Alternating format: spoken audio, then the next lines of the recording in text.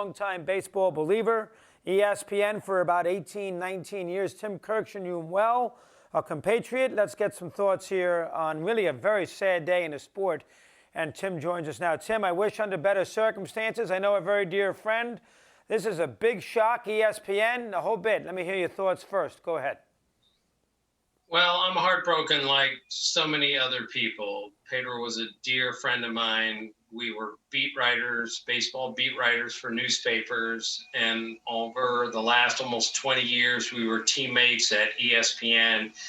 Chris, he was really good at what he did. He was bilingual, but mostly he was fearless. We covered the World Series together for so many years as reporters. So after games, especially after difficult games, he would say, I'll go into the losers clubhouse. That's the difficult job, is going in there and asking tough questions with a microphone in your hand. And he never hesitated to do that. That's how tough he was.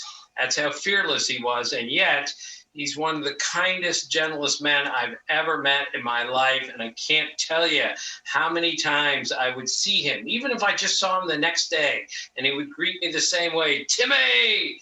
Every time I saw him, I'm going to miss him so much. And obviously, parents from Cuba. He grew up in Miami, University of Miami. So baseball, long time in his blood. Tim, how about that for a sec? Let me hear. Yeah, and it's interesting. He got an interest and a love for the Tigers of the late 1960s from his grandfather. So I can't even tell you how many times that Pedro and I would talk about the 68 Tigers. Dick McAuliffe and Bill Freehand and Al Kaline, Norm Cash, Mickey Lolich. He used to send me pictures on his phone and say, name as many Tigers as you can in this picture. That's how much he loved the Tigers back from then, and it was all handed down from his grandfather. And from there, of course, he loved baseball almost as much as anyone I've ever met. He loved the players. He could speak to them in both languages. And even though he was as kind and gentle a man as you'll meet, when it came time to write something or say something difficult, he was not afraid to do that. That's who Pedro Gomez was to me. All right, transition, Tim, you've done it. He did it very successfully. How about the transition from being a newspaper man into the television business, as good a business as ESPN is? That's tricky for a lot of guys, reporters into that venue. He was excellent at it. Give me some thoughts there. Go ahead. Yeah, he went from a columnist to a TV guy. That's even more difficult than a beat guy like me to a TV guy.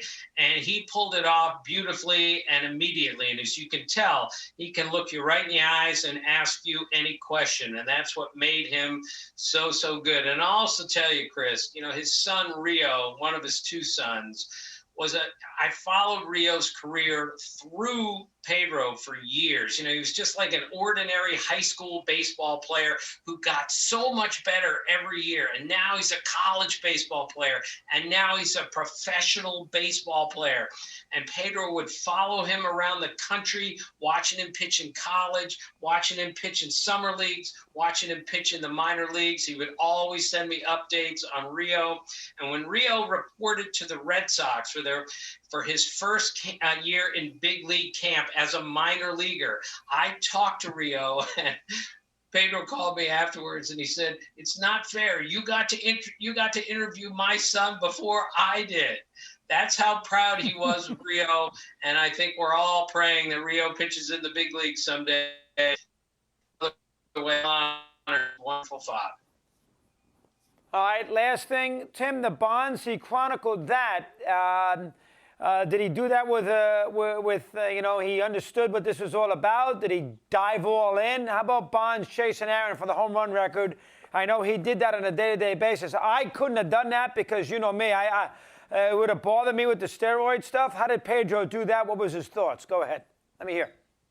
Well, I couldn't have done that either, Chris. Most people couldn't have done that. To show up every day, ask difficult questions, be around a guy, a great player who a lot of times didn't want to talk to the media.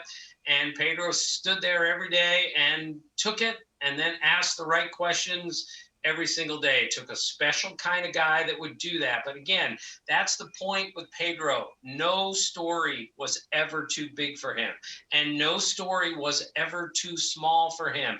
No matter what he was asked to do, he did it. And I would have put him in charge of Barry Bonds over anyone that we had with ESPN, because he was relentless and he showed up every day ready to go. That was Pedro Gomez to me. Excellent job, Tim. Thanks. I needed that. Appreciate some thoughts. We'll talk soon. Appreciate you coming on today. Okay, Chris, thank you for having me.